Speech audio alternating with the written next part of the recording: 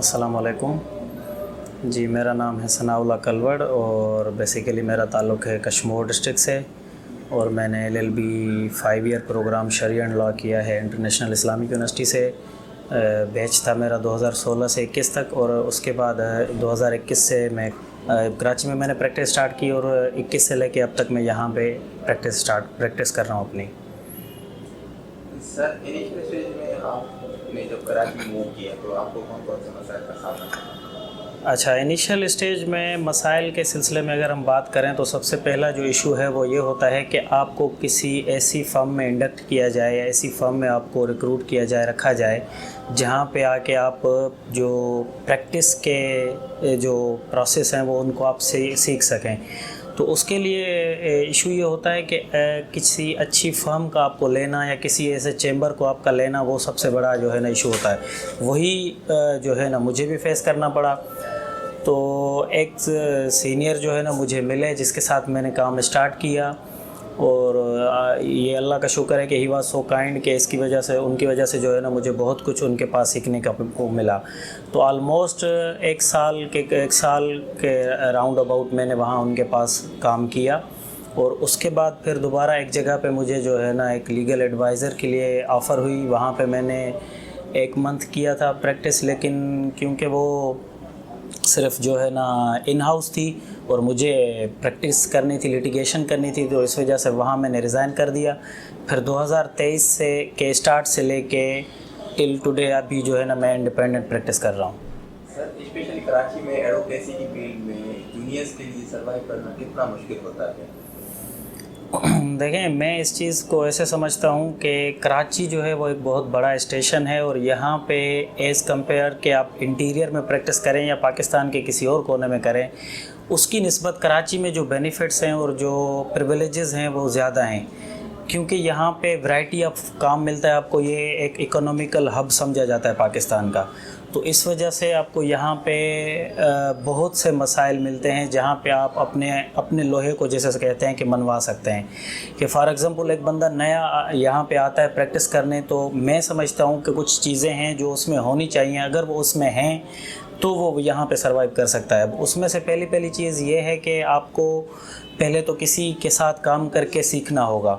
फिर वो वेरी करता है पर्सन टू पर्सन आपके पोटेंशियल पे कि कुछ लोग होते हैं जो 5 महीनों में भी सीख जाते हैं, कुछ होते हैं जिनको 5 साल लगते हैं काम सीखने में।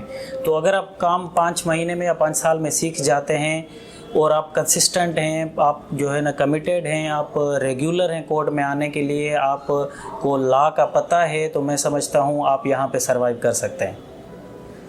सर, आप क्या समझते हैं कि सीनियर्स एडवोकेसी की फील्ड में कितने सपोर्टिव होते हैं? अच्छा, तो मैं बात कर रहा था कि एक्सपेक्टेशंस के हवाले से ना, हम जब 5 साल LLB करके ग्रेजुएट होके आते हैं तो हमारी एक्सपेक्टेशंस ये होती हैं कि हम जैसे ही आएंगे तो यहाँ पे हमें जो है ना बहुत सारे पैसे मिलना स्टार्ट हो जाएंगे, बहुत सारे केसेस होंगे, लोग हमारे वेट कर रहे होंगे और सीनियर जिसके पास हम जाएंगे वो हमें जो है ना कुछ पैसे पे करना स्टार्ट कर देगा। तो मैं समझता हूँ ये एक जो है ना गलत इंसान के माइंड में एक्सपेक्टेशंस होती हैं। जब स्टार्ट में बंदा आए तो उनका पर्पस तो ये होना चाहिए कि मैं कुछ काम सीख लूँ।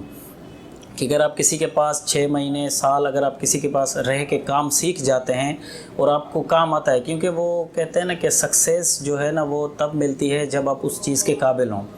तो अगर आप में वो काबिलियत है तो जैसे अल्लाह ने रिस्क का ज़िम्मा लिया हुआ है तो रिस्क तो आपको मिलेगा, लेकिन ये है कि उस तक पहुँचने के लिए आपके पास वो काबिलियत होनी चाहिए। तो वो नहीं है हमारे इस फील्ड में। ये है कि हमारे जो नए ग्रेजुएट्स आते हैं, फ्रेश ग्रेजुएट्स यंग जो होते हैं, उनको एक्सपेक्टेशंस बहुत ज़्यादा होती हैं। अब मैं मिसाल के तौर पर एक जो है ना प्रैक्टिकल मिसाल मैं देता हूँ इस चीज़ में कि एक सीनियर है, फॉर एग्ज़ाम्पल अगर वो मंथली एक फ़िक्स्ड अमाउंट कमा रहा है, अब वो एक जूनियर को इंडक्ट अपने पास रख के क्यों अपने आप के खुद के बजट को नुकसान दे? क्योंकि जूनियर जब आप किसी के पास बन जाते हो तो आप लायबिलिटी होते हो सीनियर पे, कि वो सीनियर आपको जो है ना सिखाता है काम, शायद आपके ना समझ होने की वजह से उसको अपने केसों में नुकसान भी होता है, लेकिन तब भी वो आपको बर्दाश्त करता है, वो आपको अपने केसेस की फ़ाइल हाथ में दे देता है, वो आपको अपनी ऑफ़िस अलाउ करता है कि आप ऑफ़िस में बैठ के सीखें। तो शुरू में मैं समझता हूँ अगर हम में इतनी ज़्यादा एक्सपेक्टेशंस ना हो तो हम इस फील्ड में सर्वाइव कर सकते हैं।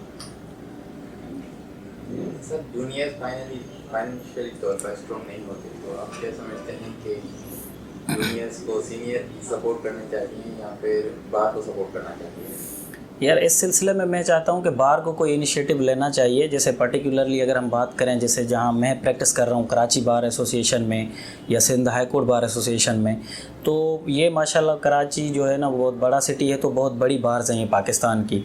को इनको चाहिए कोई स्टाइपेंड का कोई ऐसा सिस्टम निज़ाम स्टार्ट करें कि जिससे मंथली हर नए आए ग्रेजुएट को बार की तरफ से पैसे पे हों, ताकि वो सीनियर से एक्सपेक्ट। अब क्या होता है कि वो कहते हैं कि एक ही जगह पे अगर आप सीनियर को ज्वाइन करते हो ना, तो यहाँ पे सीनियर की दो वैरायटीज़ आपको मिलती है, इधर you can learn from them और यू कैन अर्न।